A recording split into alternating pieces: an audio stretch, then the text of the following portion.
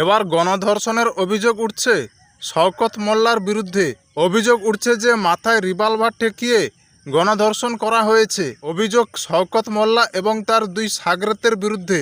দক্ষিণ ২৪ পরগনার জীবনতলার একটা মহিলা বাসিন্দার অভিযোগ, ২০১৯ সালে মার্চে তার ৫ বছরের একটি ছেলেকে তুলে নিয়ে যায় শওকতের অনুগামী তৃণমূল নেতা হোসেন শেখ ও তার দলবল। ছেলেকে ফিরে পেতে হোসেনের সঙ্গে যোগাযোগ করেন তিনি। অভিযোগ, মহিলাকে জীবনতলার কালীবাড়ির অফিসে ডেকে মারধর করে হোসেন। মাথায় আগ্নেয়াস্ত্র ঠেকিয়ে খুনের হুমকি দেওয়া হয়। অভিযোগ, ওই অফিসেই তাকে ধর্ষণ করে হোসেন। তবে নির্যাতনের শেষ এখানেই নয়। অভিযোগ, মহিলার নগ্ন ছবি তুলে রাখে হোসেন। শুরু হয় ব্ল্যাকমেল। মহিলার দাবি, এবার তাকে শওকত মোল্লার অফিসে নিয়ে যাওয়া হয়। শওকতও তাকে ধর্ষণ করে বলে অভিযোগ মহিলার।